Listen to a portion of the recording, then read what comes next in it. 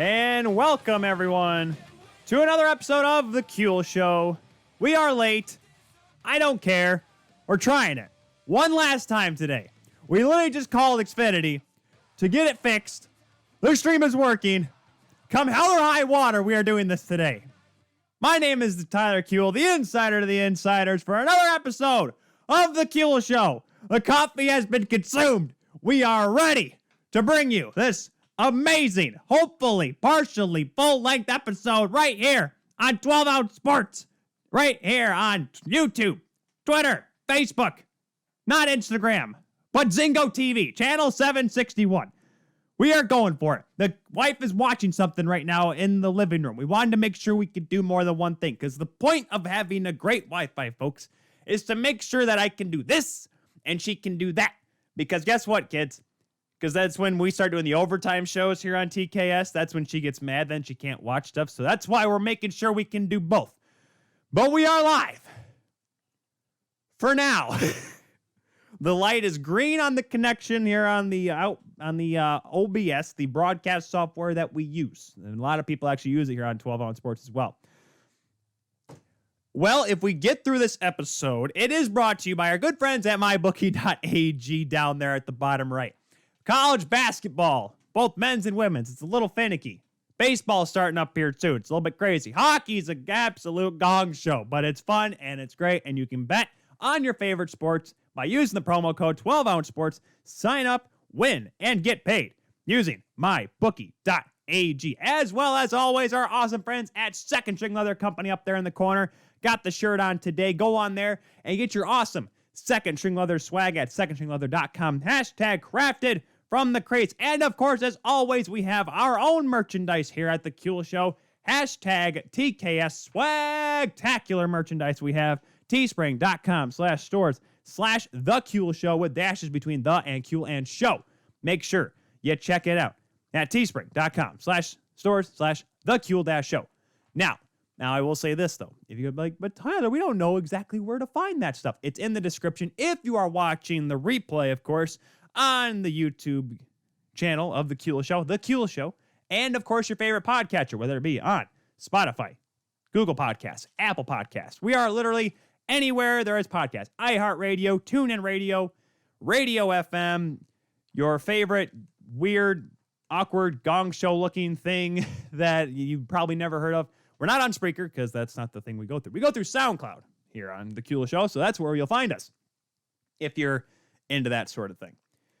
So, I'm sorry that if you're watching, I'm looking at my laptop a lot. I'm literally just staring at that green little light there. We literally, so here's how I'm going to explain this all to you. We got the Xfinity router, the new router modem, a couple months ago, right? So this is why it's a weird thing that the problems have happened recently. We literally tested it. We tested it before last week's show, or was attempted to be last week's show. Obviously, it didn't work. We tested it yesterday, literally yesterday. I was in here. It wasn't like I was trying to, I was streaming it from the living room right next to the modem. No, I was in the office here because the modem and the office are very separate from each other. Obviously, we want to make sure the TV out there works because, well, that's where we spend the majority of our time. We don't just sit in here. Now, yes, I have a TV in here that streams games. You don't have a game on right now, of course, because it's not quite 7 o'clock yet. Now, that'll change, obviously, in the next few minutes, regardless. So we tested it and all that stuff, and we tried it again today. I'm like, all right, let's make sure to just do a quick speed test, and we get nothing in here. I'm like, you got to be kidding me. So we're live right now. We're going for it. We're going to try it. We're going to have Peyton Turnage coming on later. Alabama Huntsville play-by-play man. He is watching the Bristol race right now. I unfortunately do not have that up because I was trying to figure out how to work this dumb thing here. I may turn it on here in just a minute here in the office to see if we can actually do dual streams because we should be able to. That's why we paid for the plan, the subscription that we have for the internet in here. I'm starting to sound like Lewis Black. Yeah, that's probably why my hair doesn't look so good today because literally I was probably almost about to pull it out. Make sure we got everything working here. So regardless, we are live here today. We will talk about hockey, though. We'll probably talk with Peyton Turnage about the race as well because it's Bristol dirt for the first time ever. It was a little bit of an issue getting the track ready to go for the races, though, today and tomorrow. However, they are racing right now. We will be talking about the NCAA hockey regionals, an absolutely incredible weekend of hockey. Couple of surprises. 3 Minnesota teams in the Frozen Four. Remember, we talked with Joe Micheletti, if you listened to our show last week. We talked about it, and guess what? We are kind of shocked that it actually happened with a couple teams. We'll talk about that a little bit later. We'll talk about the Isabel Cup Finals. We'll talk about the Boston Pride winning their second ever championship, the first team to ever achieve the feat. And we'll talk about a referee that may or may not be suspended. We'll talk about that here in just a little bit. But regardless, let's get things started here with the big news that came out of last week. Tim Peel, referee Tim Peel, great guy. At least, you know what, from what I've always, whenever I've seen him, whenever he's ref games for the Leafs or whenever I've watched him, he's done an okay job. Hasn't done, he's not like Bill McCreary or Wes McCauley or Paul Dvorsky. He is not the legend. He's not a legendary referee. Now, granted, yes, this was his last season, 20th season in the league reffing, but he was going to go out and do pretty much what every other ref gets. The final game in April with his crew that he wants to work with and whatnot. And the players come give him a pat on the back for their work, even though not every guy agrees with the calls that these refs make. It's more or less a, hey, you know what? Thanks for putting up with us. Here's a pat on the butt. Congratulations. So now, yes, he's not one of the A team, if you will. He's not a member. He's not the upper echelon of officials in this league. However, problems came to be this past week. Nashville and Detroit, a game that 95% of us probably don't care about. Now, yes, we got Peyton Turnage coming on later. My father is a Red Wings fan. But regardless, we thought to ourselves, what's such a big deal about this game? And then literally everything started to go sideways. Now, the reason why it's such a big deal, folks, is because of the fact that yeah. Oh, by the way, hi, Rando. Yes, welcome to the Comcast Club. I've been part of the Comcast Club. That's how we were running the Wi-Fi for this entire time, because Comcast, for the most part, has great Wi-Fi connection. However, over the past 3 weeks, we have struggled mightily, and that is an understatement here, because we like doing this live. That's the reason why we started doing this live, was because, hey, we got breaking news, or we have a game on, and oh my goodness, we're watching this, or when Andre Palat scores a goal in the playoffs after I call it that he was going to score the first goal of the hockey game against Boston, and I call it, and I get to have stupid reactions. For those that don't remember, go back to the playoffs when we were doing 2 shows a week at that point. Alex and I were doing a show together, and I just started screaming when Andre Palat scored because I was actually right on a prediction, which doesn't happen often. So anyways, back to the Tim Peel saga here. And So here's the thing about Tim Peel. The game's going on, and they go to commercial break. And what I've heard multiple stories, but the one I've heard the most is that someone in the production truck for Fox Sports, Fox Sports Tennessee, I believe it was, somehow did a mic test, because they want to make sure that the mics for the refs, when they do call a penalty, it works on the broadcast. And they do it all the time. They do a quick test. They turn the mic on, whatever. It happens quite frequently. If you're ever actually in production for a broadcast, they will test your mics. I know when I would do games at Fair State for Bulldog TV, Bulldog Sports Network, our mics would probably be on, I think, about 15 minutes live, or before we even start the broadcast on the radio, let alone when we were doing our actual stream for Flow Hockey TV. Now, and Rando says, Rando, if you guys are in the YouTube chat right now on the live feed here on 12 Ounce Sports, Rando is a Preds fan and loving the Tim Peel stuff. Now, so let me get to what he says here, because obviously we got to get to this point. Now, yes, if you are a hockey fan, you are probably in the upper 1% if you are tuning into this show. You probably know what already happened. But for those, I'm just going to assume that the best thing I can ever do on this show is assume that everyone lives under a rock and all they ever do is watch and listen to the Kuehl Show with the inside of the insiders, Tyler Kuehl. Now, I know that's not true, because let's be honest, I would hope you guys would not waste your time like that. But regardless, here is the story. So Tim Peel, they go to break, second period, if I'm not mistaken off the top of my head. This is, like I said, this was almost a week ago. I think that happened Tuesday night. It literally made everyone's podcast by the end of the week and every other show that I listened to, 31 Thoughts, Hockey Central, all that kit and caboodle and a half. So Tim Peel, his mic gets turned on right as they're going to break. For some reason, the broadcast engineer, because sometimes you ever watch, especially regional games, you see this a lot, where it seems like they don't go to break right away. It just seems like the out cue starts going and going and going. The broadcasters are done talking, but they're showing a clip or a highlight. That must have been what happened here in this case with Fox Sports Tennessee. They keep it going, and all of a sudden you hear Tim Peel. I don't have the audio, unfortunately, ready for me, but he says, long story short, paraphrasing, of course, I wanted to give Nashville, it wasn't much, but I wanted to give Nashville a blanket penalty earlier. And here is the thing. First period. Thank you very much, Rando. My thing about that is because people all of a sudden just lost their minds. And there was I swear, guys, this was far more of a split. This was pretty much the epitome of looking at your political views. Everyone was either one side or the other. There was no gray area. At least the people that lost their minds on Twitter and social media it was either one or the other. There was no one down the middle. So let me explain my point, what he means here, Tim Peel. Referees, and if you've ever watched a hockey game, they try to call the game down the middle. They want to make sure they don't call it unfairly one way or whatnot. For the last, I'm trying to think of how long hockey's been around. Last forever, the majority of refs try to make sure that each team gets their fair shake. And by that, I mean each team gets the similar number of power plays. Now, I listened to the Steve Dangle podcast last week while I was driving, and Adam Wild made a point. He went over the last 20 games, NHL games that had gone on, and only 3 had a penalty differential of more than 1. And listen, guys, here's the thing about this.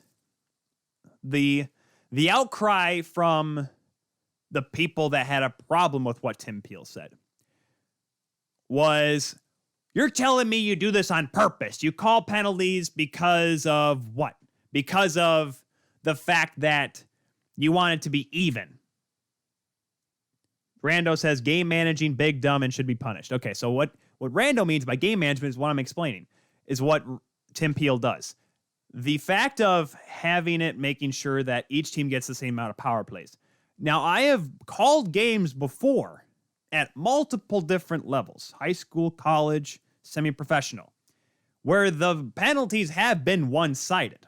I have reported on games that have been one-sided. Now, yes, it does not happen often because officials don't want to feel like they are calling so many penalties on one team and not the other. Unless literally you see a team just absolutely start hacking and slashing every chance they get. Because in that case, I have seen penalties ramp up towards one side because one team gets incredibly frustrated. What everyone's losing their minds about is the fact that why are they not calling the game like it's supposed to be? Now, to their point, I agree with that side of things. And having played the game myself, because a lot of people that really, there were people that had played the game before. Matt Duchene being one right now had come out and said that, yes, the officials should call the game like it's supposed to be, like in the rule book. Now, I don't want to lose my cool right away on that retrospect, because here's the thing.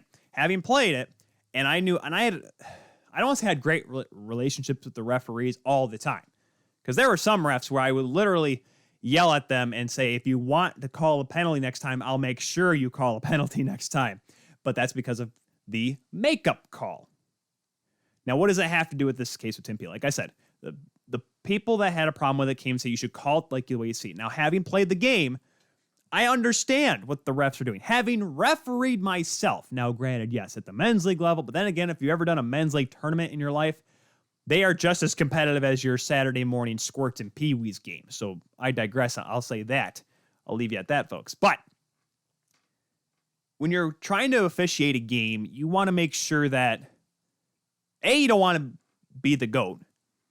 Because if you play a game, this is why you see a lot of the NHLers that are currently playing and former guys come out saying the refs are just doing their job. Because here's the thing. The only time you ever see people have humongous problems with officiating is if it's an egregious missed call that costs some team the game, or there are penalties that are fairly one-sided. How many times have you heard they point at the officials when it's power plays are 3-3? Like I said, unless it's like late in the game and the goaltender gets ran over because Corey Perry lost his balance and fell into Cam Talbot. Now, yes, Ducks and Oilers fans, I'm giving you for that one. But regardless, going back to the point, I understand both sides of the story. I am the gray area here because having played the game, I understand what it's like when you just see the fact, like, you know what? I get, you know what? That could have been a penalty, but power plays are 3-3. They're 4-3 right now, and it's the third period or whatnot. Like, there are times when you want to see the calls just be even. Let some stuff go. As long as it's not like egregious or if it's terrifyingly separate. But at the same token, when I do see a hook that goes uncalled, yeah, you're right. I was at the Michigan State High School Athletic Association state championship games this weekend. First of all, I was told before the broadcast, do not go after the officials because I'm working for the MHSAA calling these broadcasts, which are the ones that are paying the officials to run these games. And there were a couple calls that may have gone missed. However, power plays in the game were all even. Now, that is because of and none of us had a problem with it up in the booth because championship and semifinals, guys. You don't want the refs to determine those games. They did not affect the way the game ended. Each team got I think in the final, each team had a power play goal that I called. I think there was 3 power plays for the team that lost, 2 for the team that won. Okay? And there were calls that were missed on both sides. And it wasn't like a head check or whatever or something like that. Or a guy got hauled down on a breakaway that was missed. It was this guy got held on the boards a little bit too long. Or, that kid kind of got stumbled into it a little bit, kind of tripped him up a little bit. I don't have a problem with it. And here's the thing to the people that are deservedly so. Like I said, I see it from both sides. I'm really good at seeing this thing from both sides of the line.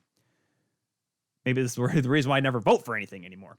But I see why people want the game be called by the rule book. But here's the thing. Here's something, in having talked to many people that have played the game, having talked with former coaches about this. I talked with a couple of my coaches at Davenport that I played for. We talked about this, and we said, could you imagine, especially at the collegiate level, the junior hockey level, in the professional level, how many penalties would be called if the rule book was called to a T?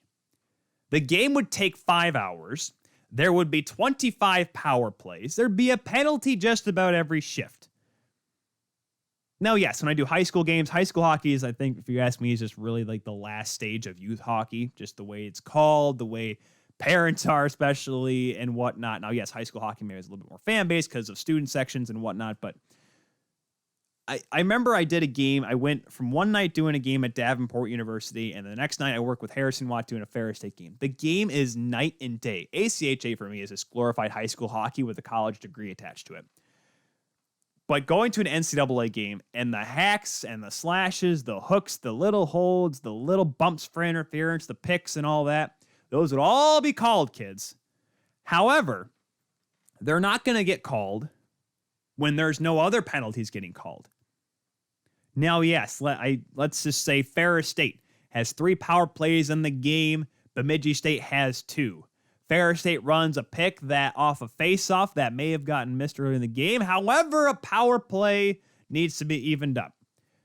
Does Ferris State get angry? Yes, but that's how it is. That's the rule. Now, yes, you want it to be called consistently. And that's where I'm going to say this.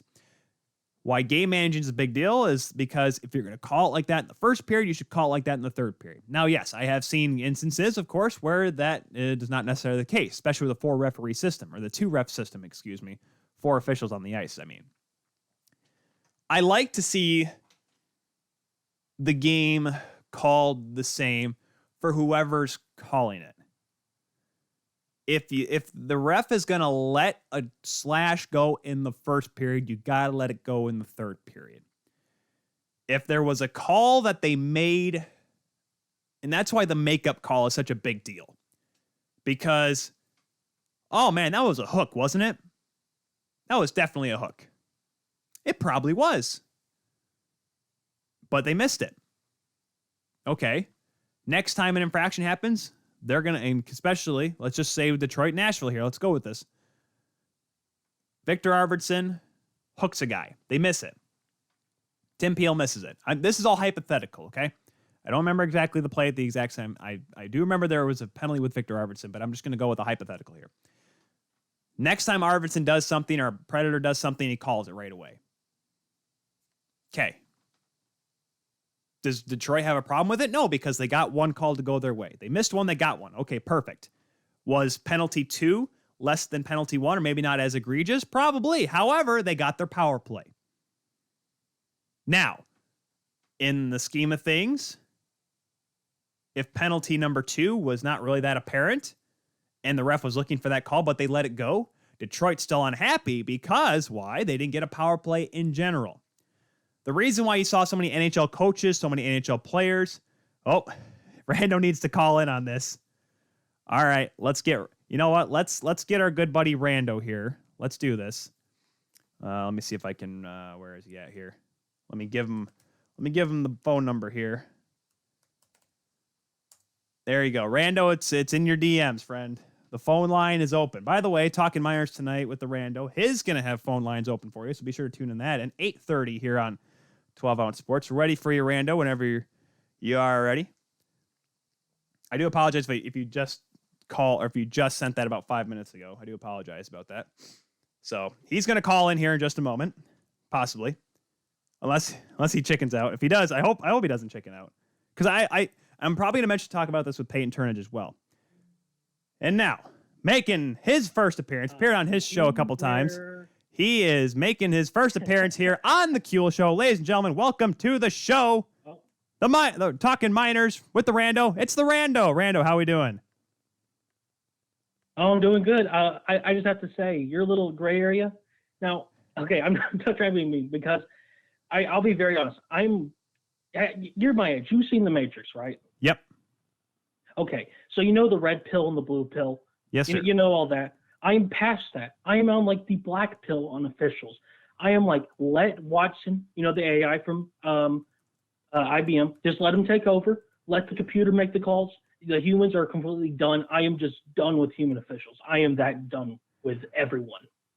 I hear you. So I'm like, this Tim Pill stuff has just made me officially go, all right, just end it all. We don't need humans in the game. Just let the players be the only humans.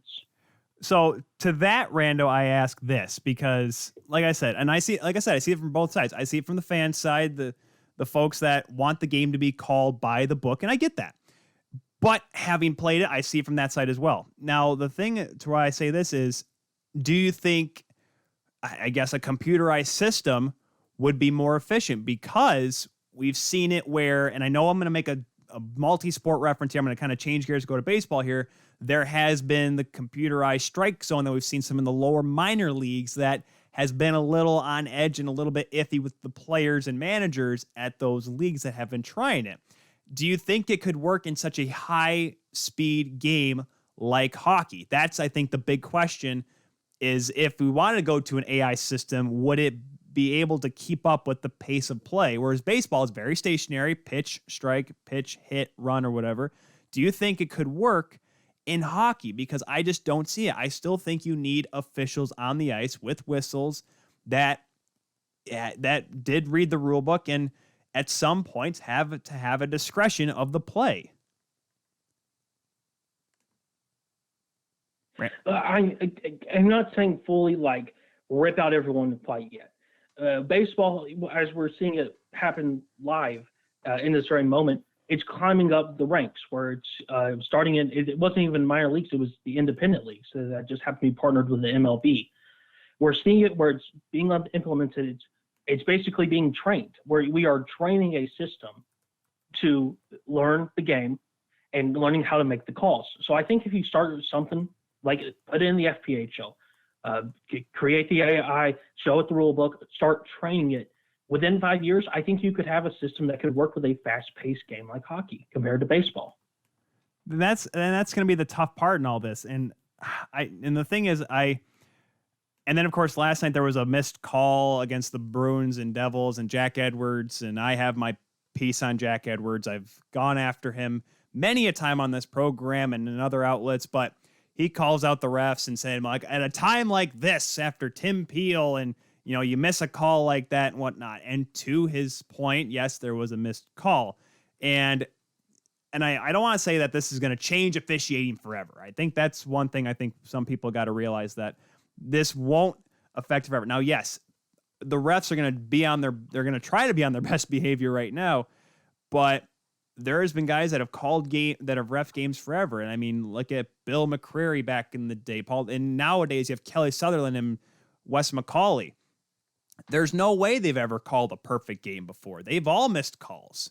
They've done those even up calls that I talked about earlier. I just don't see it. I feel like there's going to be maybe a big meeting at the end of this year. I don't think it's something that's going to change overnight, or, like the Sean Avery from that we saw back in the 2007 playoffs. I don't think this is going to be an overnight change, but I feel like going into next season, or maybe even especially going into the playoffs, where even though historically the rule book has been burned at the stake and then put some more oil on it and then throw it up into a pit, light it on fire again, because that's how playoff rules are. But I feel like the game, the way officials run or will call the game, I think that will change soon. Not tomorrow, not tonight, not next week, but soon, because I feel like now with the backlash the officials got on this, I think, Rando, and I'm pretty sure you can test this as well, it's going to change for the better now that the refs have a big spotlight on top of them. I might disagree with you on that, because I've seen some people, and I think it might be kind of fair, that said the NHL used Tim Peel as a scapegoat. That could be true. I am on the side where I'm like, hopefully this leads to change, because I am hoping, my fingers are crossed, that this is the president where if you're caught making a mistake this big, if you basically, let's be honest also. Tim Peel basically was caught on a hot mic saying, I'm planning to call a penalty on Nashville. You cannot get away with that. I think we have to be perfectly honest with that. Yeah, and so it's going to have to be this perfect storm of events again to, I think, really move the NHL to go clean house. We got to move everyone. Everyone's gone from the building. We just have to put some new people in where they're going to follow the rule book. We're not going to have these moments of makeup calls and stuff like that, because guess what? It does nothing but hurt the game. Call the game straight, even if it's unfair to one team. That's my stance right there. And I will say this, for a lot of people that remember the year after the year-long lockout, the 05-06 season, there were penalties called up the wazoo and everything. It was insane how many penalties were called. Now, yes, the penalties came down after that because the league was like, all right, this is a little bit crazy, guys. And you're right, maybe we do need to change house. And yes, Tim Peel was used as the scapegoat. That's why they didn't fire him. They just suspended him because it was his last season. Now obviously, he's not going to call any more games. I don't know if the league's going to turn back on that, because it's a big thing for officials to get that last game in. But I think the biggest problem I have with this, Rando, and I don't know what your feelings are, I'll ask you about in a second, but the fact of the matter is that the way people reacted in the fact of, oh my gosh, you're telling me these guys haven't called the game fairly this entire time. If you are, and unless you are a completely casual fan, that I'll understand. If you only watch like the NBC game of the week, you only watch so often, you don't look at the fine details. The refs have called this game just like this, just for about the entire history of the sport. And that's my thing about it. Maybe that's why I have the biggest problem with the people that are attacking officiating and going after refs and all that. It's like, they've been doing this forever. And I get it. Yes, some people have problems with it, but this massive backlash because of it, and saying like, what do you mean you guys haven't called the game like this? It's been going on forever. And I like I said, that's why I get where they're coming from, but to have that blind eye, or maybe just to be naive to it, that's maybe what got me on edge. What do you think, Rando? Yeah, I think there's some blindness, but also I think it's also the fury of 1,000 suns by fans who feel like their team has been screwed. I mean, let's be honest. We can think of all the blown calls. I mean, remember when the Colorado Avalanche were just terrible that one year? Let's see, was it 2016, 2017? Remember that awful offsides goal that Chicago was allowed? I mean, it's little things like that. It's like, really, you're allowing these things, and it's right in front of you. the announcers are saying it, everyone's saying it, and yet it takes someone admitting it on a hot mic to finally just do it, and it's upsetting. And that's what I understand is I get that there's missed calls. Trust me, I've seen a plenty, and that's the one thing about social media these days too is that. And I heard from another podcast that has a couple elder gentlemen said, imagine if this was 1996 where you have to read about it and you have to maybe see a picture of Tim Peel saying something on the air. Whereas now, we have our good friends at World Hockey Report here on 12 Ounce Sports, along with, by the way, we're talking with The Rando from Talking Minors with The Rando, which will be on here in about an hour 15 here on 12 Ounce Sports, right after we finish up here with this abbreviated episode of TKS. They were the first. That's where I first saw the first clip was from World Hockey Report. They do a really good job. Follow them at World Hockey Report on Twitter and Instagram. And that's where the thing, it exploded. Had this been 15 years ago, probably we may hear about it from someone else. Like, hey, did you hear what Tim Peel said last night? No. Well, check this out. And they show up in a newspaper. A newspaper, kids, by the way, is a multi-page piece of paper where you used to read those articles that you click on, those clickbait things you find on Facebook. Yeah, they used to be actually in print. In some spaces they still are. Here in West Michigan, not really. But that's what I'm saying. It's like I think in a different era, maybe there's probably so many missed calls. And one that always comes in my mind, there was a play that happened back in the it was the 90s because Ed Belfour was in goal for Chicago. It was a goal that the Winnipeg Jets won an overtime game on. I think it was a playoff game where it was a blatant hand pass. Like the guy caught the puck with his bare hand and threw it into the net. And the goal counted, the goal stood. Chicago tried to literally attack the ref on the ice. Daryl Sutter, who was coaching Chicago at the time, that's how old Daryl Sutter is, guys. He literally ran across the ice to go after him. And the video is up there because it's been actually on Don Cherry Rock'em Sock'ems. But I'm saying it's like the calls have been missed for an extremely long time. Now, Buffalo Sabres fans, they look at the 99 final and look at Brett Hall and they say Exhibit A. But that's what I'm saying. It's like calls will be missed. Calls will go down in history of being horrible calls. I just don't. I to the point that I'm going to wrap it up here with Tim Peel. I get where everyone's mad about the calls the makeup calls, the game management. Rando, I just don't know if it will change forever. I think I'm with you on that. Yeah, then that's the hard part and I get that. Some people are like, oh my gosh, but it's got to change. And there will be refs that will call the game by the book, but in the NHL's eyes, I don't know if they'll ever make that full jump to where it's like, all right, every penalty is going to be called like it's written down here in our rule book, no matter how thick it is. I just don't know if it will happen. It may be like a knee-jerk reaction where it'll happen for a little bit, but then they'll go back to their old ways. And then it'll be another knee-jerk reaction again, and it'll go back to the old days. Because that's just how I think the game just does that little bit of cycle. All right, everyone's happy there's a lot of penalties, and let's just go back to calling the game we have. And then back around again and around and around and around. That's how I think it's going to be, Rando. I think the issue is the NHL needs to have a system. If you screw up, you are punished. I mean, we have this for players, even though it's a bit of a joke. Department of Player Safety, probably the NHL's biggest joke. Here's my idea for a system. I call it a 5-strike system. I was talking with some people about this. First offense, warning. Second offense, 1 game suspension. Third offense, 3 game suspension. Fourth game, 1 month suspension. Fifth strike, you're fired. I mean, just doing that, I think you could probably heal a lot of wounds right there. Just have to treat the officials like the players. That's what I've been saying for years, and I think it needs to apply. It would be interesting to see something like that. I know there's phone calls just about after every game with the officials to see, hey, why'd you make this call here? Why'd you do that? And I wonder if they would do something like that. I don't think it'd be as public knowledge. I mean, if the players are suspended for that long, they put everything out there. Why not the officials? That's true. That is true. I think it would make it interesting. But then here's the thing, though. That ref comes back, and there's a game between Columbus and Chicago, and everyone's like, oh gosh, we got this guy that just got suspended. Oh my goodness, how dare they? That would be an interesting thing about that. It'd be public knowledge, and I think that'd be a lot more beneficial. And you talk about transparency in the league, I guess you're right there, Rando. That may be the path they need to take. Yeah. Transparency is always good. I've said that for years. If you have an issue, put it out there.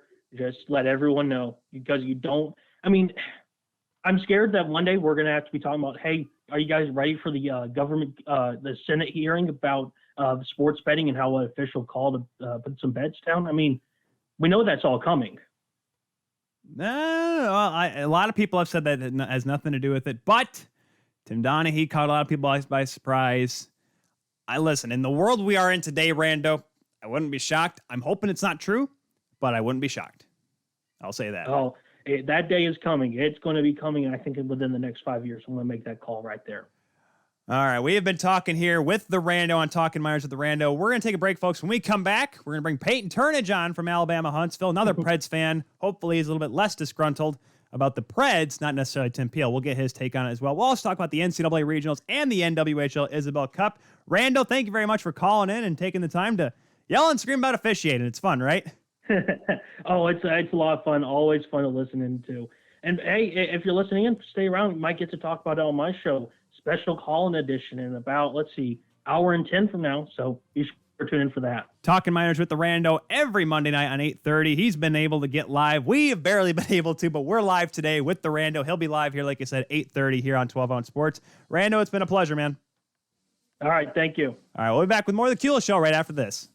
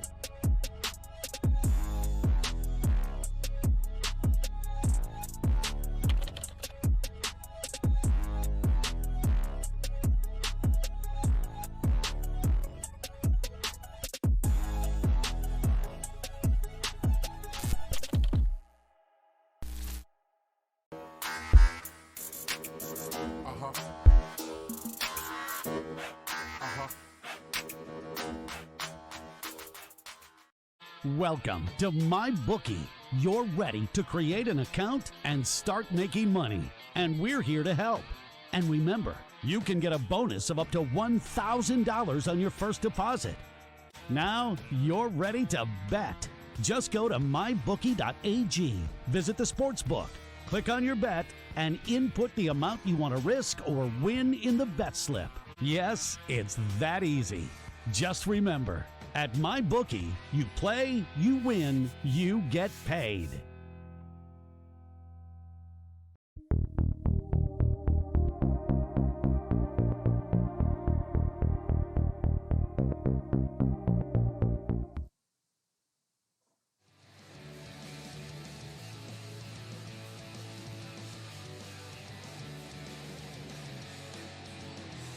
And welcome back, everyone, to the Kuehl Show here on Monday. We are still live.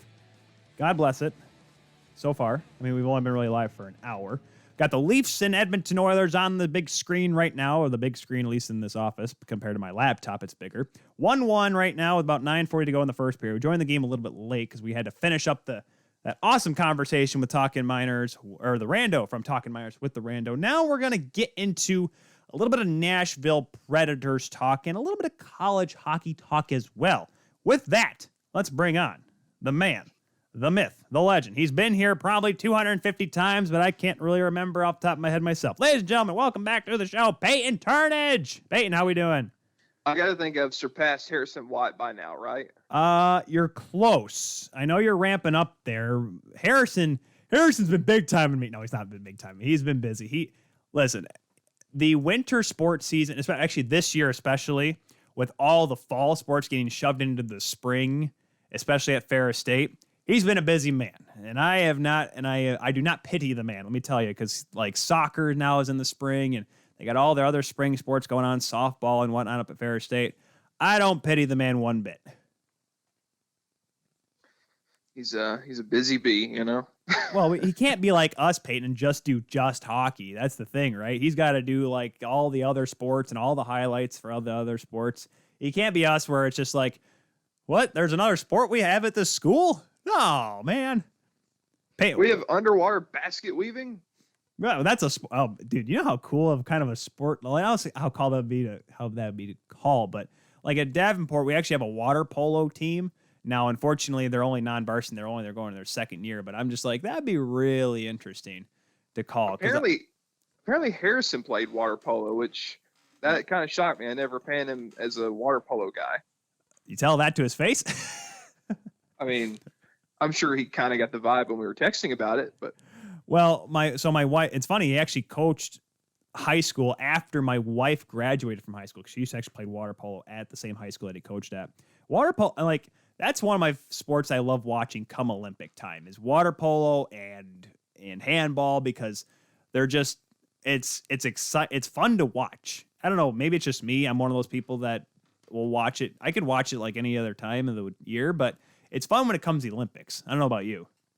It was fun when Doc Emmerich called water polo in 2012 in London. Yes, and Pierre Maguire was doing his thing, running up and down the side of the pool, talking to the coaches and the players, doing his annoying, getting up close and personal interviews they like to do and all that. But hey, you know what? I guess if you're going to go NBC, you got to do it fully, right? Eating corn dogs. Oh gosh, man, it's interesting. I will say this. I don't want to say there's like it's the same thing as hockey, because they go down the playing surface and they shoot on a goal. It's a different kind of game. There's different rules and whatnot, and you kind of need to know the terminology. But then again, Doc Emmerich is Mr. Preparation, and he knows literally when the red light came on in London, when he had to start doing the Olympics, he knew exactly what he was doing, and no one was shocked whatsoever. They did a good job. I am much the opposite of Doc Emmerich. I'm so used to calling ACHA games where I don't know who's playing, and I have to write down everybody on the sheet like 5 minutes before puck drop and just kind of call what I see. He's I need to definitely take a page out of his book. I will say this. By the way, Austin Matthews just scored for the Leafs. It's 2-1 Toronto now. Who would have thought Toronto scored? And it's their next gen game, so they're putting up like funny graphics when they score. They just put up Poppy goal for Austin Matthews because he's El Papi. That's his nickname. Peyton, why don't they do that for more teams? Why don't they do those flashy graphics like the Nickelodeon football broadcast that they did this season? Oh God, I really don't want to talk about graphics because it was a rough season for your boy at UAH. Yeah. Our streams, now, I don't know, it's not really anything to blame anybody on. You know, I think it's actually an improvement over the past, but our streams, the video feed was actually what the fans would see on the Jumbotron. So it was very graphic laden. Yeah. And every game I knew I was going to get a flood of tweets of people complaining. Yep. So, yeah. But that said, Toronto, they're always the team on the cutting edge. They're, it's the hockey capital of the world. So I'm sure they'll be trendsetters in that regard. But it's going to be tough for other teams to come along because hockey is such a traditionalist old boy sport. That is true. And the reason why they do it for the next gen games, because typically the next gens would be played during the day, so like the school kids could go to the games or whatnot. And to your point, Peyton, because I watch your games on Flow Hockey TV, there people that were commenting on the tweets. I didn't really want to have a snapback with them because I'm not the biggest. I like to make jokes with people on Twitter. I don't like to attack people, which is why I've calmed down on John Jensen on your behalf. You told me to stop doing that, so I did. Let you two guys figure it out yourselves. But to the reaction I have, or to the response, if anyone's ever watched an AHL TV feed, or in Canada, like the OHL feeds or the WHL feeds, most of those streams are literally what you see on the Jumbotron in the arena. And that's why I don't think people quite understand, is that that's not just, at UAH. That's literally just about everywhere. They hook up the feed up to the board, and that's how they get the streams. And even when we did the Flow Hockey broadcast at the GLI through Ferris State, the feed that you saw was the feed that everyone else saw there at Little Caesars Arena. That's how it is for a lot of teams, because A, it's a little bit cheaper, and B, it gives you the same angles, and you get to hear the broadcast, you get to watch the game. Now, yes, you get to see random people eating pretzels in the crowd, but that's just how it goes. Well, the problem with UAH this year, and again, I think this is something that's going to be addressed in the offseason. The whole mantra with this season overall for UAH is, let's just get through this year, and then we'll figure this out. COVID kind of threw a curveball and everything, and then being stripped down to only 7 home games, just a whole bunch of stuff. But anyway, the problem, too, was that every stoppage they had to throw up the make some noise graphic repeatedly, and that got pretty, old. And then sometimes they would use the on ice camera angle too much. They would be looking down at the other end 200 feet. I should mention, too, we've been talking about Harrison. He actually had to call 2 Ferris games on the radio from his house. Yes, I do remember that. And he had to use the UAH feed for that. So I feel bad for the guy. And I've been begging him to release his living room tapes, and he won't do it. Well, it's funny because his living room's bigger. I actually did call one game from home there was some tracing issues, whatever. So I had to call a game from home once, and I tell you, it's different. And do I say, I'm like, oh, people do it all the time for ESPN and whatnot. I'm like, yes, when you get 5 monitors sent to your house, I'm pretty sure you can call a game. Whereas us ACHA guys, where it's that one little camcorder going back and forth through a screen and through like 720p quality, through the netting at the glass and whatever, it's a little tough. And I will say this, because as soon as you said that the low angle camera was used too much, I still remember the Ferris UAH game, the one that the Chargers won in overtime, the game-winning goal we saw from the corner, which thankfully the puck had come to that side of the ice, so you got to see it there, so it actually worked out okay. But I'm like, could you imagine if it was on the other end of the rink? That would have been awful. And I want to say the sound was just a little bit ahead of the video, too, on the winning goal. Well, you know what, Peyton? You just got to slow it down a little bit. Yes, man. I was on cloud 9 that night. I don't know if that's the best game I've called, but it's definitely top 2 or 3. I will say this. The problem with being a broadcaster, and you and I actually just talked about it before. Like, I think because you listened to one of my games, because a couple of your guys from Nashville Junior Predators program played for Aquinas College up here in the ACHA level, and we talked about one of my broadcasts, and I'm like, we both agreed that, I said that I sucked. You said I was very on top of things. By that, we all mean I have a motor mouth if I get going too much. I actually ended up doing that for one of the games for the state championships I did this past weekend. And let me tell you, it's easy to get very excited. And all of a sudden, you may be enunciating every word properly, you may be saying anything right, but then you realize that you're going a mile a minute and nobody understands you. And that's when the calls get a little overbearing. That's when you become an auctioneer. Oh, man. My first season of doing lacrosse, I literally, because they moved the ball so quickly, and I wanted, for some reason, I felt the need to say literally every player's name that touched the ball. And especially when on a man-up opportunity, when they're moving the ball, ringing around, I say ring around the rosy now, just so I don't have to worry about saying everyone's names. They move it around quickly like that, quick touch pass. It's like, and there's Riley down to LaRock, to Johnson, to LaRock, to Johnson. And they're just going back and forth, and I'm like, and my brother looked at me, and he's like, Tyler, you are an auctioneer right now. You are not calling this game. I have yet to call a game that's not hockey. I've had some ambitions of calling basketball, baseball, auto racing, and the right opportunity hasn't quite come around yet. I want to do basketball so desperately. I want to get good at it, but I'm afraid I'm going to be too hockey centric in the way I do it. So I work with a gentleman, or worked, unfortunately, he was part of the holiday cuts, as we like to call him, over at our radio station. His name is Brian Fongers. He was a hockey guy first, like us, and he wanted to start doing high school football games, and football and hockey.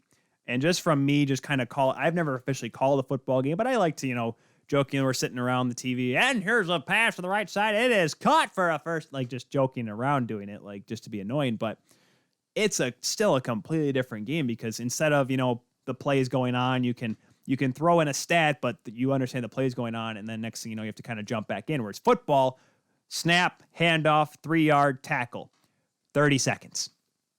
And you have to fill time. It's so different. You can't go a mile a minute like you would be hockey. You can't, constantly be talking. You kind of have to let the game breathe.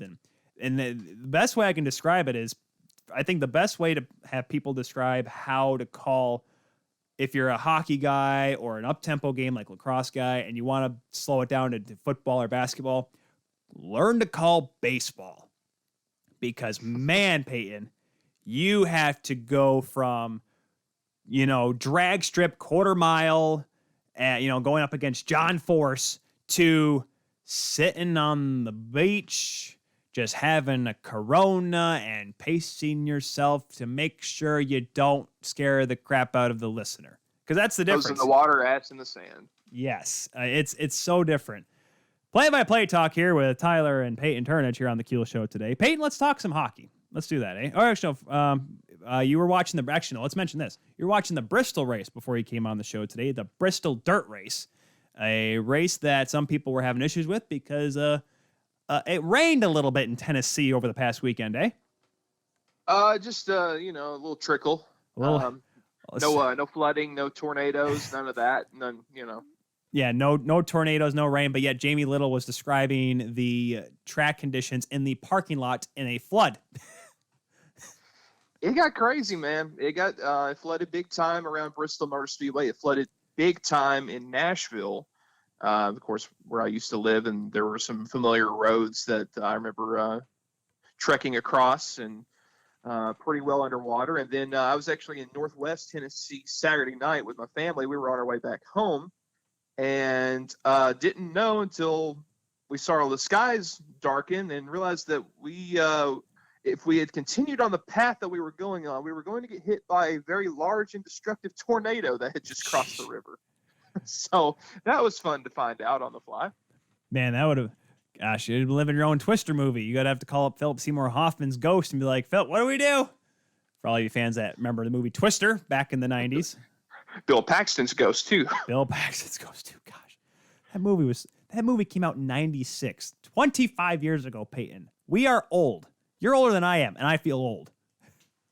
I'm having a hard time coming to grips with it, man. I got all my friends are, they're married and have kids, and I can't accept it, man. I'm about to say, I don't know, dude. Have you had a chance yet to watch the first episode of the new Mighty Ducks series yet? Disney Plus there? I'm a little on the broke side, and I actually canceled my Disney bundle for the time being, but come on.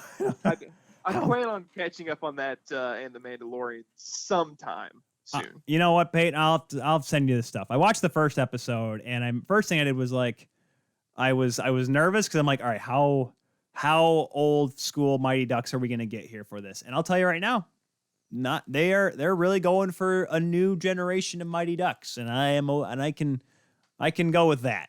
Because it makes it fresh, makes it interesting. You don't want to have all these rehashes and reboots. It gets annoying after a while.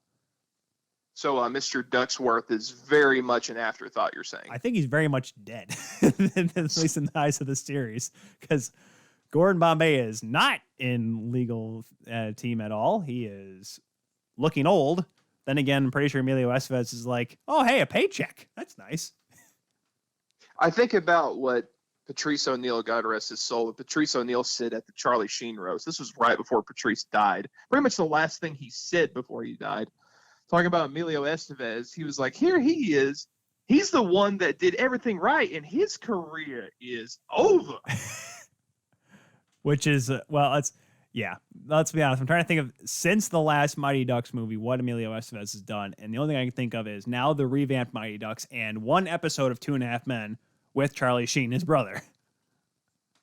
Oh God, I watched too much of that show when I was a kid, just because I thought, because 14-year-old Tyler loved all the the adult jokes on sitcom television, so he watched it. Like, oh hey, that's Gordon Bombay. I'm the youngest of two brothers, younger of two brothers. I don't know. I just felt some kind of brotherly pain hearing that. I don't know. I don't know how to describe it. All right, let's get to the hockey here, Peyton. So I don't know. You and I were talking a little bit off air before when I randomly texted you yesterday asking if you want to come on the show. That you've been watching more of the basketball tournament than the hockey tournament, and I understand that. March Madness is a real big deal, and it's been exciting because literally there have been almost more upsets this year. And I'm pretty sure there's been I don't know how many double digits are still in the Elite Eight, but there's a lot more than there usually are, right? Absolutely. Let me see. I'm actually on my cell phone. I'll probably have to be put on speaker to look at it. All I can say is my bracket is pretty well torn apart, although my championship game is still intact. I've got Michigan and Baylor. Well, and by the grace of God, they're still in it. Now you jinxed it. Now it's over. Now Michigan's close. And it's funny because my wife turns on because I'm a Michigan fan, Wolverine fan through and through. I was bummed as heck that the Michigan hockey had to pull out of the tournament due to COVID. But she turns on the Sweet 16 game between Michigan and Florida State. And I'm like, what are you doing? She's like, don't you want to watch your team play? I'm like, no, I never watched Michigan in the tournament. The last time I watched them was their Final Four game the national championship game against Louisville. And I watched it and they lost. I watch them for basketball. At least I watch them from afar, and they do good from afar. Hockey and football, I watch them all the time. Baseball and Big Ten Network, watch them all the time. Basketball, I cannot watch Michigan play. Whenever Michigan State plays, and Kelly's like, we got to watch it. I'm like, oh, fine, because I just know in the back of my head we're going to turn the game on, and Michigan's going to lose. We don't watch them play, they win. So that's why, for me, can't watch the Wolverines in the tournament. I can't do it.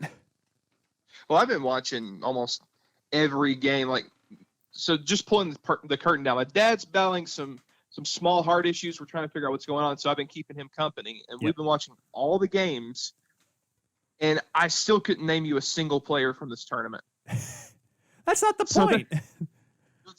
That's just how riveting March Madness is. You don't have to really know who's playing to still enjoy watching it.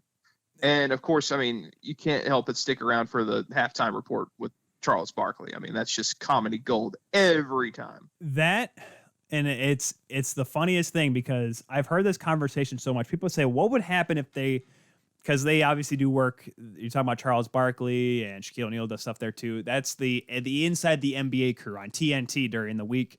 People are talking about what if that ever happened with the NHL? And I say this, and as entertaining as inside the NBA is, hockey is such a traditionalist sport that the reason why Don Cherry was the most polarizing figure is because that's the closest the game has ever gotten to an inside the NBA type of environment. A guy that was boisterous and whatnot, and he's the only guy to ever do it because some people it wouldn't click it at hockey, at least with the elder fans. With the new generation, maybe. I don't know about what you think about that, Peyton. And remember, NBC tried with Jeremy Roenick, and the Barstool problems aside, he had every opportunity to be engaging and entertaining and really kill it on the television side, and he was terrible. Because here's the thing, Jeremy Roenick is a very entertaining guy, like I said, despite the Barstool stuff aside, he's always been a guy that's fun to listen to. He's always good for a quote in the media and whatnot. When he played, it was always a fun guy. I like to chirp and all that stuff. But it's different when you're trying to be behind the mic in front of a camera. Like when you're just doing it casually off the cuff, it's one thing. But when you're like, hey, Jeremy, we need you to go do this for the playoffs. We need you to go find the Elvis guys at Vegas or go play the drums with the Vegas Golden Knights. You got to do something like that. It's different. It's different when you're trying to put on a show compared to when you're just acting how you would in the locker room. Now, yes, there are some things, as we learned with this Barstool Sports interview, that you kind of just can't say what you want to say sometimes. And I think about, too, they tried with Roenick, and they tried with Mike freaking Milbury, who... We want to go down this path? Yes, we do, because, NBC ought to be ashamed for trying to hire the worst general manager in history, thinking, oh, he can be our entertaining guy. He'll be a great analyst of how a team should win hockey games. For that, NBC does not deserve the secondary contract, in my humble opinion. Also, somewhat aside, somewhat related, how in the world does ESPN not get Kevin Weeks for their studio coverage next year. They got to be banging on his door, blowing up his cell phone. Yeah, I really wonder about that because I have the only if you ask me, I'm like the NHL Network with me just hurts because the only way you can have the NHL Network is if you have satellite television or you have Sling TV and you get the extra NHL Network package. I think if you really want to, because I have Hulu plus live TV. The wife and I split the bill on that, and we have like the Disney Plus, the ESPN Plus, all that great stuff. If the NHL Network can somehow get on one of these things, or even YouTube TV or whatever, that'd be great because then there's more ways for us folks that don't want to spend an arm and a leg for satellite TV to watch it. Because I used to love NHL Network back when my family had TV, and Kevin Weeks was a very good broadcaster, very good analyst, and very entertaining guy. He can be a guy, and I don't know how the contract deal works for you. It can only work exclusively for NHL Network or not, but he's got to find a way to renegotiate because ESPN's willing to pay big bucks to get him on. Well, I think about the MLB with Matt Viscursion, the awesome play-by-play announcer. I think he's the best play-by-play Santa guy Maria. in all of baseball. And he does work for MLB Network and for ESPN. So, and it's the same company too. You know, MLB Network actually owns NHL Network. So I think something could be worked out there. That would be interesting. Now, talking about the ESPN deal, and this is how we're going to tie it here to college hockey, because I know you didn't watch all the games, but you know a little bit about Minnesota State because, well, the Chargers and the Bulldogs were forced by schedule requirement to play Minnesota State. And the reason why I mentioned Minnesota State is because they were in the college hockey regionals, which pertains to ESPN, because I watched the games this weekend, and it's really tough. Did you get to watch any of the games this weekend or no? Just small snippets of the Minnesota game. I actually did slug it through all the overtimes of Minnesota, Duluth, and North Dakota. Oh yeah, how about Leah Hextall? By the way, 8 overtime game for Leah Hextall. Her first game on ESPN. She has to do that. What a performance! God bless her. Having to slug it out through that. And I was telling my brother watching the game, if I was calling this, my voice would be shot by the second overtime.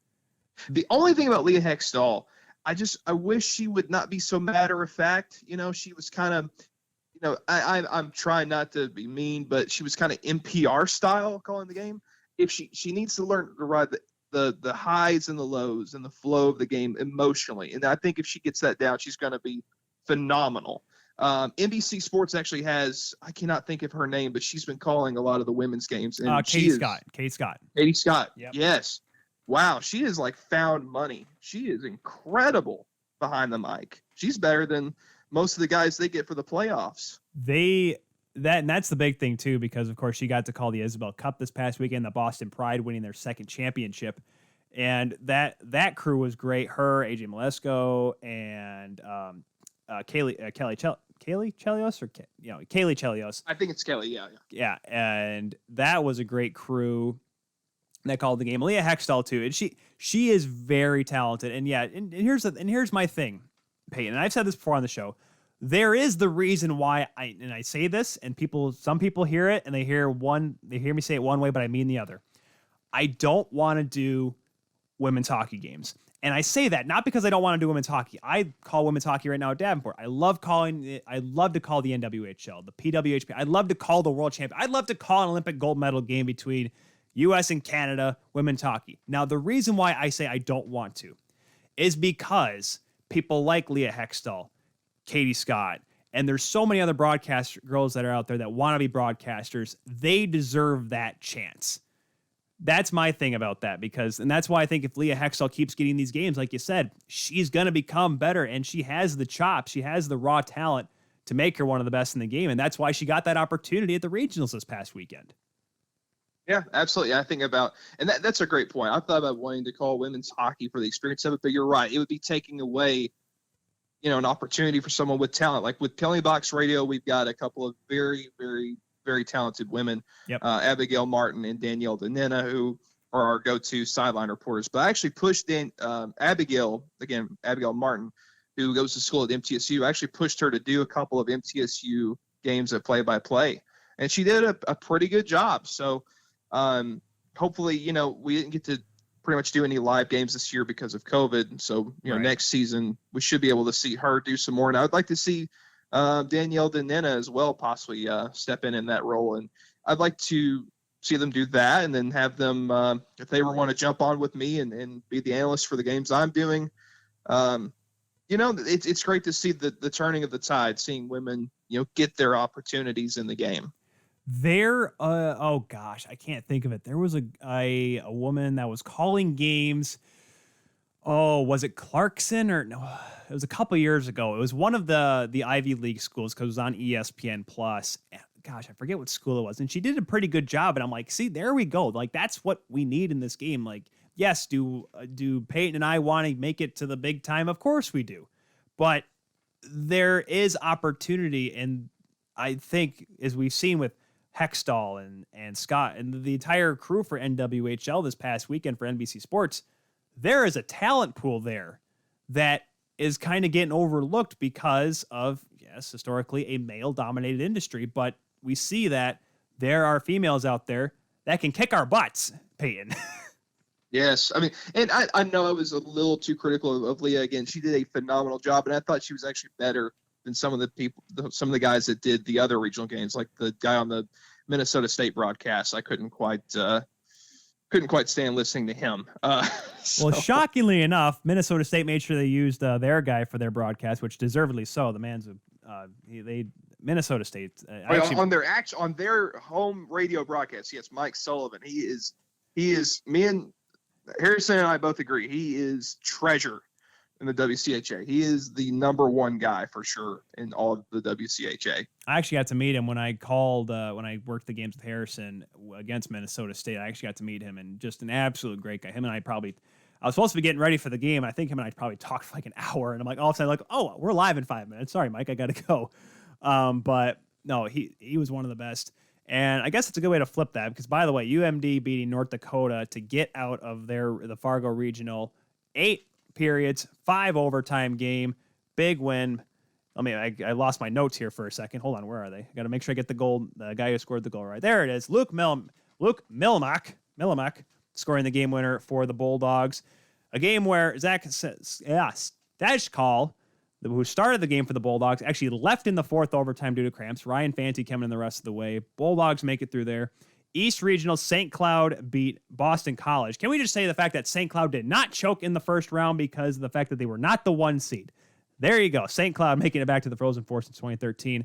Minnesota State. Peyton, you and I got to both see them this year.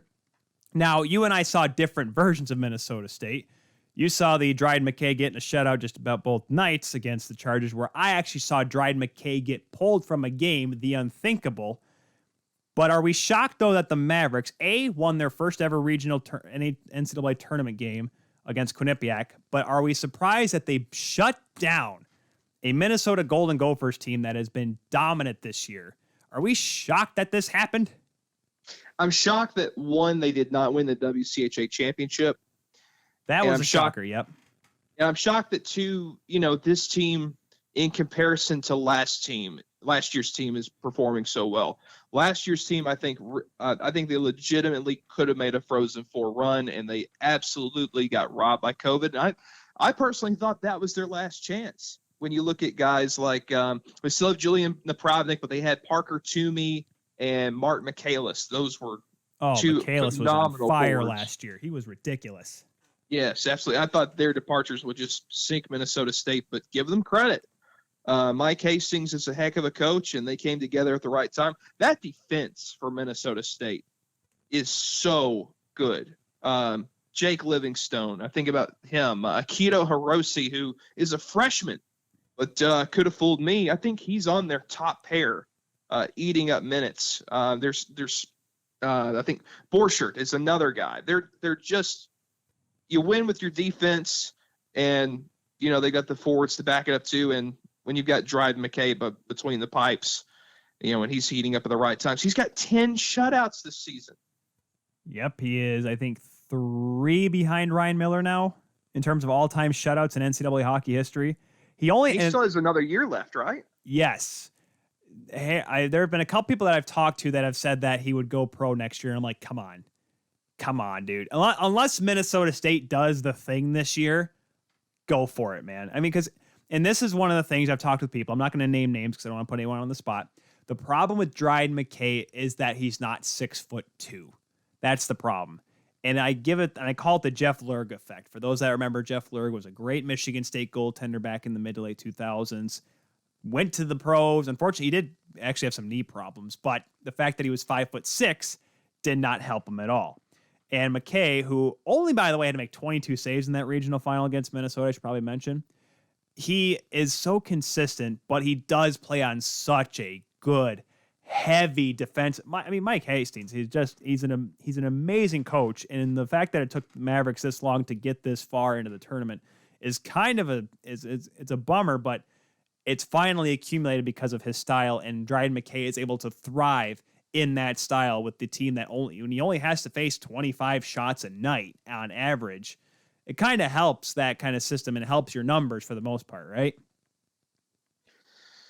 It just helps when you've got a darn good hockey club. I'm trying to think. I mean, Mike Hastings, I don't know if they've even awarded it yet, but I got to think he's making a case for Coach of the Year in all of NCAA hockey. So, best of luck in Pittsburgh. I think they've got a legitimate shot. They just beat Minnesota. They shut them out 4-0, and that was the team I had going all the way. I had North Dakota, and boy, did I look like a fool. Well, they were one goal away. They were one goal away from going at least to the Frozen Four. Let me just check to make sure I got the bracket right so I can give you guys the matchups. For some reason, dummy Tyler here didn't feel like clicking that, even though they just were released earlier today. Where is it? Come on, bracket, click. There we go. Here it is. So the Frozen Four will be Minnesota Duluth versus UMass. UMass making their second ever appearance at the Frozen Four and their second ever appearance in the tournament. St. Cloud State versus Minnesota State. 3 teams from Minnesota. We had Pat Micheletti on last week, and he was all excited that they were all in the tournament. Now I'm pretty sure he's happy now that 3 of the 4 are in the Frozen Four. Do you have a pick, Peyton, on who you think's going to make it out of there? Who do you think's going to take it all now? I mean, UMass is looking good. They have Philip Lindbergh, who's looking pretty good. They have a couple of big scorers, but then you have St. Cloud State on this kind of redemption tour. Minnesota State's playing at the top of their game. The Bulldogs are the 2-time defending champs, trying to become the first program since Michigan back in the 1950s to win 3 in a row. Peyton, who does it this year? Do I say it? Oh, man, I don't know. Are you going to go full WCHA bias here? Here it comes. Minnesota State, baby. Let's go. Mavs. Shouldn't be because they all deserted UAH, and I'm not mad about that at all. But anyway. They all left us. They're all leaving us. Not letting us into their new clubhouse. But that's a story for another day. Oh, that'll be the story. See, the problem is I have to be careful with those stories because, unfortunately, there's a couple. There is a program that's in the CCHA that I'm trying to get a job with. I can't say it. If you guys don't know what it is, you just have to look at the fact that every other team in the CCHA has a broadcaster but one. If you don't know what it is, look it up. I can't say it. It's the team that they picked over Alabama Huntsville. I'm sorry, Peyton. We can yell. I think we should. This is one of those things we have to yell and scream about. We have to make sure the mics are off. We can't be Tim Peel. We got to make sure those mics are off before we start yelling about it. That's fine. I just wanted to get mine out. I mean, you will still have your show, and I'm sure you'll still have your opportunities. What do I have to lose? But eventually we'll get to that point where we're like, all right, welcome to the complain show with Peyton and Tyler. Peyton, what you got? Well, I tell you, the CCHA, Tyler, I got screwed because I didn't get a degree. I'll just say this just to update everybody on the UAH side of things. It does appear it's going to be Atlantic hockey or bust. They're going to have a meeting in the summer. I believe they're currently at 11 teams. Their expansion is going to be on the docket for the summer meetings. They are talking about possibly expanding to 12 and even as high as 14 teams, which, that's a lot for a conference, but we'll see. Well, it does appear that Atlantic is the last shot for UAH here. Well, I'm just going to give people put this in their ear and let it fester a little bit. Navy was supposed to make the announcement that they were going to go D1, and they would want all the military academies in one. That'd make it 12. Long Island was a part of their schedule this year, and a lot of people liked the way they competed and competed hard, and they could probably compete in a normal year, possibly. That'd make it 13. And there's Alabama, Huntsville, that'd make it 14. Now, yes, the reason why I think Peyton and I can both agree on this, the reason probably why the ECAC is keeping their door shut, they like to think that they're the smarty pants schools, which they are. They're majority made up of the Ivy League, so I get that. And the NCHC thinks very highly of themselves, and the Big Ten is the Big Ten, and they don't want anyone else that's not the Big Ten, except for Notre Dame, of course, which makes sense, right? No, doesn't make sense at all. But let's we got about half hour left on this program today. We talked about the Minnesota State being apparently the inevitable champions according to Peyton Turnage. We talked a little bit about mentioning the fact that the NWHL amazing broadcast they did. Boston Pride beating Minnesota Whitecaps in the rematch of the 2020 final that we never got because literally the day before the final they canceled the season due to COVID. Now we got to talk about the big fish here. No pun intended because of catfish here, Peyton. The Nashville Predators are in a playoff spot. Peyton? Yeah. I have to ask you this. What is worse? The fact that the Buffalo Sabres have lost 17 straight games, or the fact that David Poile is going to get rid of the next 5 or 6 draft picks of the first round for the Predators because he's going to buy at the deadline because they have a shot in the playoffs?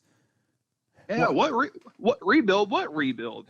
There's no rebuild. The last time we had Peyton, now we were complaining the fact that this team has to rebuild. There is no rebuild now. We're back to going for it. They're back to going for it there in Smashville. Well, there's red flags when Ekholm has been trade deadline guy number one, nationally and internationally for the past month or two. And now here we are at the end of March, and Poile says, I think we're going to trade Ryan Ellis instead. And here we are now. The team has played very well. I think they've won, it's 5 of their last 6, I believe 7 of their last 8, if I'm not mistaken. I took a quick look at it before I jumped on with you. And I don't know what the hell they do now. You gotta at least, at the very least, please, for the love of God, do a partial rebuild. Trade, if you can, Eric Haula. If you can trade Granlund, I think you could still get a return for him, and it won't bite the lineup too much. And it appears that the Ekholm/Ellis trade is going to be pushed to the offseason. So, you go full tank. You go from full tank to this, and for someone like me, it's just so confusing. And you want them to succeed, but it's in vain. This is the question I always ask. If you're going for a playoff run, if you want to buy at the deadline, if you feel so inclined, like, they shouldn't have done last year. They should have traded Craig Smith and Mikael Granlund and their expiring contracts. They could have got a first from Edmonton for Smith, probably. Yeah. But you ask yourself, if you're going to do this, can your team win the Stanley Cup? Because why else are you in the playoffs? Playoff revenue? Sure, that's great. But you should only be there to win the Stanley Cup. And right now, the way this Predators team looks, you can't say that they can win the Cup compared to the competition out there. Yes, I know they were the 8th seed in the West coming into the 2017 final, and they swept the Blackhawks, and they went all the way to the Cup final against Pittsburgh. This is a different team, and this isn't very much way a declining team, at least as far as their veterans go, namely Ryan Johansson. And who knows what Matt Duchene is? Of course, he's been out of the lineup for a while. Yeah, but this is just a team that we don't know what they are or who they are. That said, it is good that they had quite a number of injuries and they had more or less a forced rebuild for the time being and played guys like Tolvanen more. They played Brent Pitlick. They actually gave him some second-line minutes. You're seeing Matthew Olivier and Yakov Trenin more often. So at least we are getting an idea of what the future would look like. Jeremy Davies played some time on the back end. Alex Carrier has taken a regular role on the right side on the defense. So there is hope for the future. But just, again, the conundrum is, what are you right now? That's always a tough part when you see that, because I still look back at the 2013 Leafs, the team that I say this because the way that they had played against the Rangers that season, the 2013 season, they were 5 minutes away from beating the Boston Bruins in Game 7 at the TD Garden. And I thought maybe they could have gone to the conference finals. They played Pittsburgh well that year as well in the couple games they played. I'm like, man, they may actually go to the dang Stanley Cup finals because they're going to beat Boston, and Boston ended up going there anyways.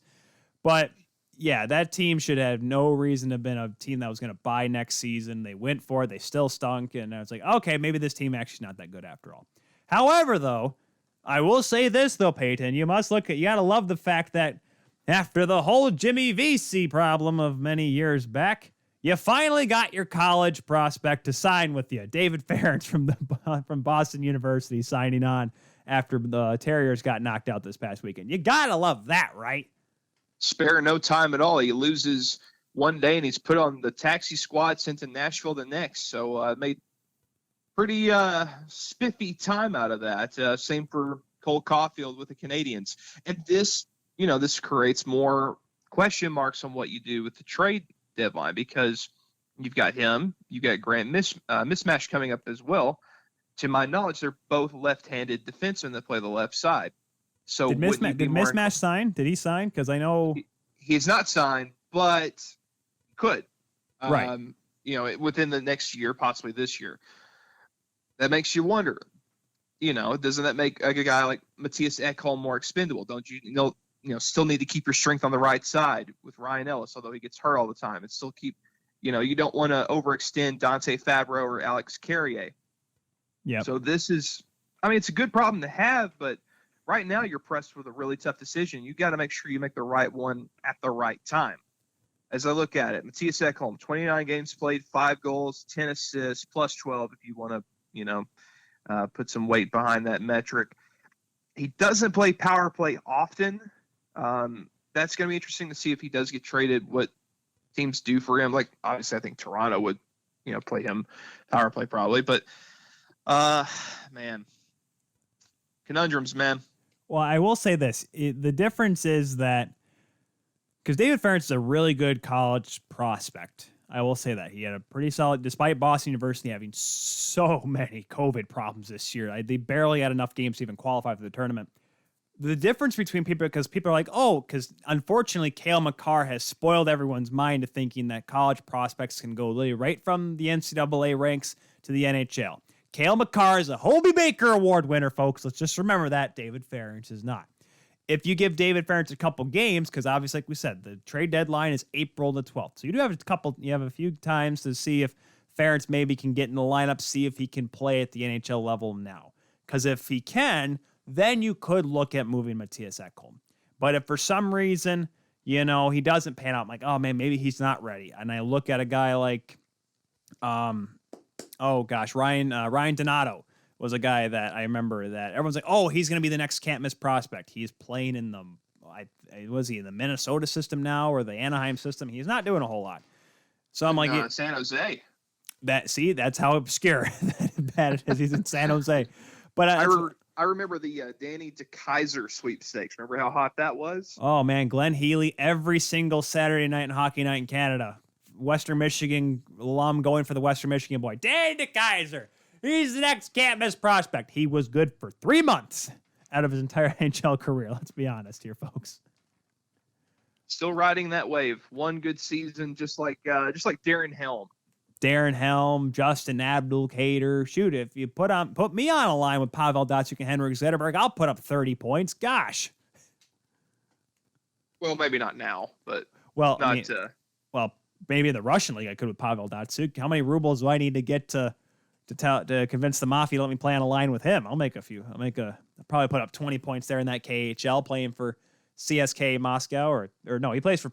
Does he play for Moscow or St. Peter? Anyways, regardless. I believe he plays for Yekaterinburg, I believe. Oh, gosh, he's moving along. Geez, he's not getting paid enough with one team. That guy's still playing. He's never going to go to the Hall of Fame. He's going to be the Ricky Henderson of hockey. He's going to play till he's like 49 in some obscure league, and he's just going to keep on humming along, and no one's going to care. But everyone's like, he needs to go in the Hall of Fame. Well, he can't. He's still playing. Well, that was the Dominik Hasek problem. He was 47. He kept playing. And then he's going to come back for a random Detroit Vipers game and come out to a standing ovation. Oh man, don't you hate on the Detroit Vipers, man? That was the best major market minor league team I think ever. And then they decided they were going to be affiliated with a team in Tampa, which was funny because Bill Davidson owned both the Vipers and the Tampa Bay Lightning, and it ruined the franchise. Of course, that's how back when minor league hockey actually had money in it, or at least independent money back in the 90s, the heyday. I would hope your listeners are astounded that the Southern hockey guy knew about Gordie Howe's one-game comeback to the Detroit Vipers. You know, I think I deserve a pat on the back for that. I will give you that. I will say that is pretty impressive. Yes, the Vipers that played at the Palace of Auburn Hills and actually Did they really? Wow. Yes, they played at the Palace, and back when they used to use the Palace for more than awful B-grade acts because they didn't want to play downtown Detroit, and the Pistons before they became obscure. Well, they went obscure. The Vipers took over, made it popular again, and then the Pistons got good again, and then they got bad again, then they moved into downtown Detroit. That's how the Palace of Auburn Hills history worked. The Malice in the Palace. That right there, everyone's like, oh, the championship in 04. No, the Malice at the Palace. That was the peak of the Detroit Pistons' time at the Palace of Auburn Hills. Ron Artest and Jermaine O'Neal running up into the crowd, beating up a fan that threw a beer. God, man, miss pro sports, right? Fans in the stands. That's what we need back in sports, right? Bill Burr has the greatest bit about that. He says there's one fan that's like, wait, my cup still has water in it, and he gets punched. he's got water in. Oh man, I remember when that happened. I actually knew a couple people that were actually at that game, and they said it was terrifying. Me as a 9-year-old thought this is hilarious. They're all punching the fans or whatever. It's like a WWE match. It's great. Even though it's like now I'm an adult and I'm looking back at that, I'm like, wow, someone really could have gotten hurt. I'm going to ask you this while I'm racking my brain to find my response, but what's possibly the wildest or craziest thing you've ever witnessed at a sporting event? In person?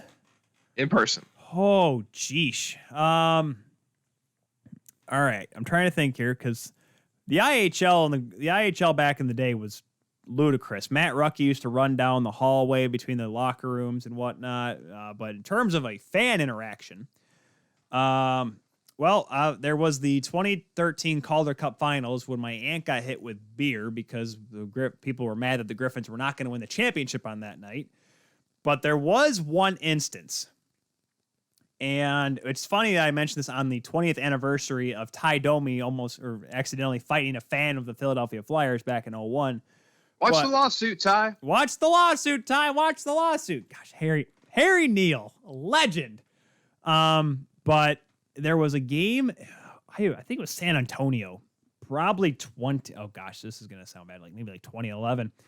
And there was a guy that got into a fight for the I'm gonna say it's the Rampage. It's probably not even the Rampage, but for some reason because they were in the Griffins division for the longest time, and guy gets into a fight. He's mad, and there was it was a Friday night, so there was Dollar Beer, Dollar Dogs at the time. That's how long ago this was at the Van Andel Arena. And a guy that was sitting right alongside the penalty box starts barking at the player. And typically players are good at, oh, it's another fan yelling at me. I've done it a bunch of times myself. But for some reason, this guy got mad and started yelling at the fan, in which I'm like, oh, boy. And once again, this is 15-year-old Tyler thinking to himself, this is funny. Look at this guy getting mad at the fan there. The fan's not doing anything wrong. And all of a sudden, the fan started kind of shoving the glass back a little bit, and the player started shoving the glass back a little bit, and then the player was somehow able to get his hand through and grab the guy and hold him up against the glass for a minute, which the linesman had to jump in, security had to run down and jump in. And this is how drunk everyone was. The guy got, of course, escorted out of the arena, got a standing ovation. And then the player, ended up getting kicked out of the game and suspended after it, and ended up grabbing a stool, which was obviously across the ice from the penalty box, grabs the stool, breaks it in half, and chucks it across the ice, looking at the fan as he's walking up the stairs, trying to obviously chuck it, and realize he wasn't Brett Favre, but could only get about halfway across the ice. But I'm like, oh, that's pretty nuts. That was entertaining, though. Was this the Kit Brennan incident? No, it was not the Kit Brennan incident. No, that was the Hershey Bears. I do remember that, though, because I remember he ripped the fan's shirt in that one. No, right. But this was after that. This is why, because I remember, I'm like, wow, this is just like Kit Brennan. I'm like, I remember that incident because that's what triggered my memory of it. I'm like, wow, this is just like that. Didn't this just happen not too long ago? But That was not the same guy. No, we never played Hershey that much during the regular season because unfortunately, unlike what people believe in the American Hockey League, it's very regionalized. Everyone's like talking about how these divisions, they only play each other in the division, the NHL right now. I'm like, this is the AHL just about every other year. And the ECHL and all the other leagues as well. What, Peyton go ahead, Peyton. I was racking my brain for a response from me, but actually I'm going to just do this vicariously. There was a guy I knew in college. I went to school at Murray State in West Kentucky, and this guy I knew, he was a friend of mine, and he's West Kentucky through and through, but he has some family from Philadelphia. Oh, boy. So he said one time he was visiting his family, and he went to his one and only Philadelphia Phantoms game, just went on a random night. Tyler, he was at the Neil Little game. Oh man, and you know who started all that? Razor Ray Emery. Oh God, that's right. That's why Neil Little lost his mind because Razor Ray Emery, Mr. Hot Shot, going after I don't remember which Phantom player it was. I still remember that because Neil Little actually played here in Grand Rapids back in the IHL days in the late '90s. That's how I don't say I'm a Neil Little fan, but I know of Neil Little. And I can still visualize that because the Phantoms had the deal and the Phantoms were with the Flyers, and they had the deal with Comcast. They actually broadcasted their games because back when the Phantoms were in Philly, they were literally like, right down the road, like Toronto Maple Leafs to Toronto Marlies, how it used to be back then. Like they were revolutionary in that they had their minor league team in their same city. So they pretty much had the same crew go down and do the Phantoms games all the time, and that's why that's so popular because it was a televised game. Hold on the pile, Neil Little. Neil Little going end to end and ass over tea kettle, literally to go after Ray Emery, which I will say this, just from knowing Ray watching Ray as a goaltender and watching him beat up poor Braden Holtby one year, ironically playing for the Flyers. That's a bold strategy. And Neil Little was a tall goaltender, but it's Ray Emery, who is crazy. I think about that video where he lost his mind in the KHL, where the team rep or coach kept trying to put the hat on him and chase him down the hallway. Yeah, he did not take a liking to that, which, I mean, if I lived in Russia, I guess I'd be that way too. If I get pulled from a game and someone told to put a hat on my head, I'm like, no, I don't. Just leave me alone. Let my bald head shine. That's what I'd say if I was Ray Emery. Pretty sure. Well, you are a goalie, so you know what he's feeling. I'm not saying you've been pulled in games. So I'm just saying you have. Yeah. There's a reason why I'm doing this now, Peyton. Is because I was pulled a time or two. It's okay. The respective sports I played, I got to know the bench quite well, so it's okay. Bench is fun. It means you don't have to worry about doing anything. That means you get to yell at the other team, and what are they going to do? Jump in the bench? And, hey, that's a penalty for you, sir. Power play for us. No one. Backup goaltender never got a penalty. I would give away a kidney to have played hockey growing up. Yeah. You only need one kidney, right? Oh God. Yeah, I know my anatomy. Went to a very, very, very small high school, graduated with 20 people in rural Missouri. It was actually a town where I saw my first tumbleweed and played basketball and baseball, and we didn't have tryouts because they were desperate to fill the roster. Everyone got to play, right? Everybody got to play. Well, you could slide a Visa card under my jump shot. That's awesome. Slide a Visa card under my jump shot. If I ever get, because I've never called a basketball game myself. Basketball and football, believe it or not, the ones that everyone the sports that everyone calls in their time, the two sports I've never called before. I'm going to make sure when that day comes and I have to hit the hardwood, I tell you right now, he's got no ups whatsoever. You could slide a Visa card under his jump shot. Just as long as the sponsors are happy. Oh, do I have to use it? Wait, hold on. This game is sponsored by MasterCard because MasterCards are thicker. One lap to go, brought to you by Credit One Bank. Oh, gosh, the last lap, Credit One Bank. Or anytime there was the reason why I think the Washington Capitals changed their name to Capital One Arena because every game on NBC Sports was sponsored by Capital One. So I'm like, hey, we put the Capitals on 30 times a year. May as well make it Capital One Arena. Right here. This is a random question. You and I are good for this, and I would think anybody listening to your show has ADD too, just like us, so it's fine. Washington Capitals. You know a lot of things. Do you know what the heck is going on in the arena when they have the "Let's Go Caps"? Is that like an eagle on their jumbotron? What is that? It's gotta be because everyone tries to do like a similar thing now because the Capitals do it as well, where they have like that vuvuzela that someone plays that the Penguins first started, and then Chicago started doing it as well. Everyone tries to do. They all try to be original or try to be unique, but they're all the same. And if it's the eagle, the bald eagle, which was there, it's Washington. It's the Washington D.C. The bald eagle is the symbol of America. Then yes, it probably is the eagle. I don't know exactly. I was there in D.C. when it was the Verizon Center, and walked by it, looked inside it, saw the rink, saw people inside it, probably was looking at a Wizards game, but regardless. But I could not tell you off the top of my head what is with that Washington Capitals, even though literally everyone's just trying to find a way to fill the arena with noise at this point. You do know what I'm talking about, though, right? Yes, I do know what you're talking about. And it's annoying. It's annoying and very, very bizarre. And I want to say it's an eagle on their jumbotron, but they do it during play, so I don't know. That's true. Well, maybe it's just some fan yelling something, screaming. Because here's the thing, and it's funny when people start saying, "Man, it's so weird calling games without fans in the stands and this piping noise. It's weird." I'm like, kids, I call games for the American Collegiate Hockey Association. Calling games with no fans in the arena is nothing.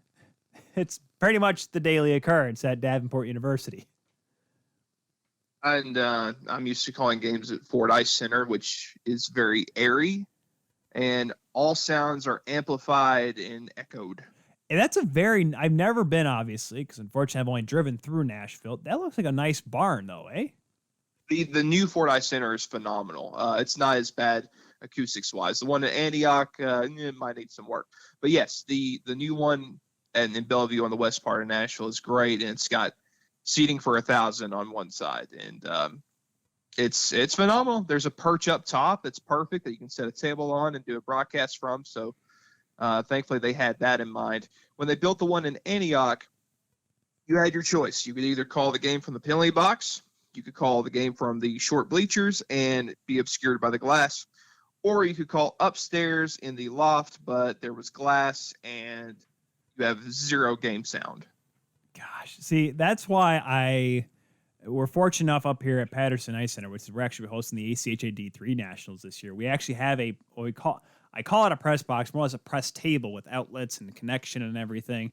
And we're able to do games up there where we're like kind of separated from the fans, whereas some public rinks around here, you have to call the game in the bleachers with the fans, which is okay. You're able to see everything, but it's still kind of weird. And it just, as much as I love the broadcaster interaction you get at the very small rinks, I like to be somewhat separate just so I can, set stuff up and not feel like someone's going to step on my stuff or something.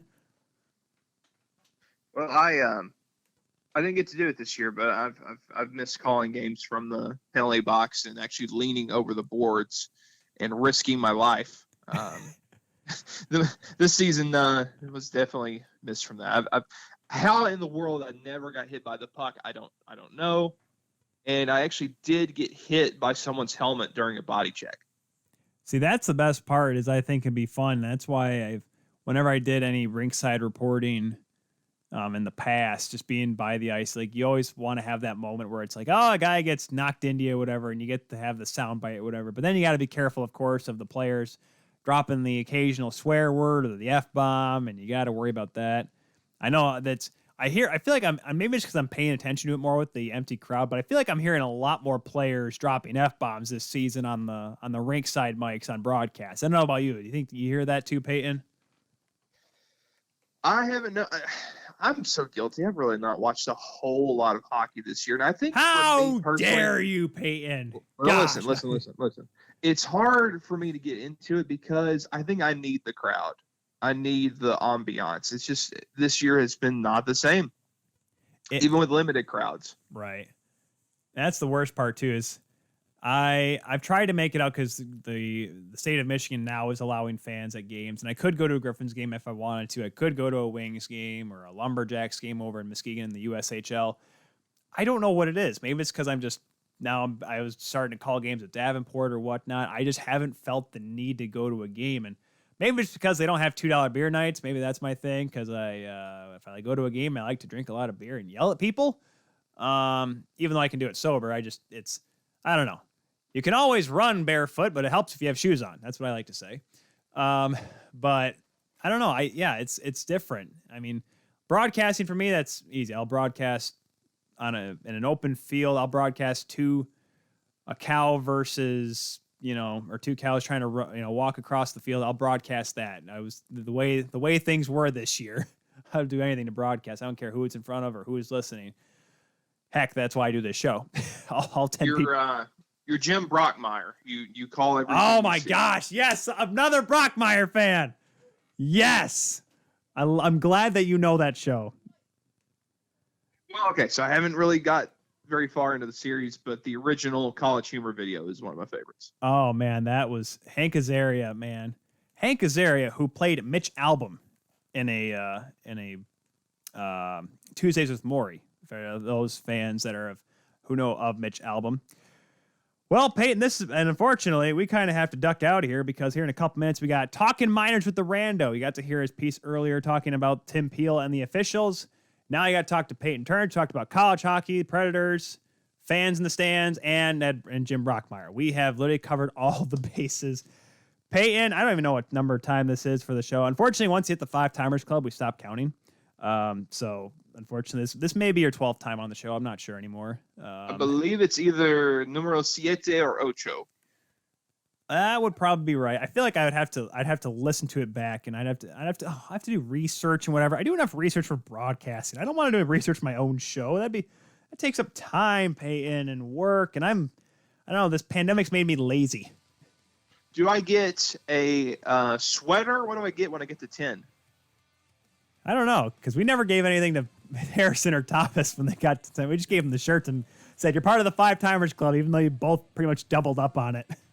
What about a silver stick? What do you think we're made of here, money? You've seen our numbers. I have a nice microphone and a stand. That's because the microphone I got for Christmas, the stand, was an Amazon one. Heck, you couldn't even afford to keep your brother. Oh, gosh. Well, that's because of the fact that he got a job or whatever, and what am I supposed to do? Tell him that, hey, to Alex, you have to stop your full-time job and you have to stay with us here on the show. What do you want to do? A job? I wouldn't know anything about that right now. You're telling me I have 2 part-time jobs. One is going to be ending here in about 2 weeks. The other, I'm 1 phone call away from getting fired. Let's be honest. Oh, well, that's nice. That's a great way to end out your show, man. Exactly. We were talking about Peyton Turnage, the play-by-play broadcast for Alabama Huntsville. Talking Minors with the Rando is next. Thank you all for watching this abbreviated episode of the Keeler Sugar 12-Ounce Sports. We'll see you next time. Woo-hoo.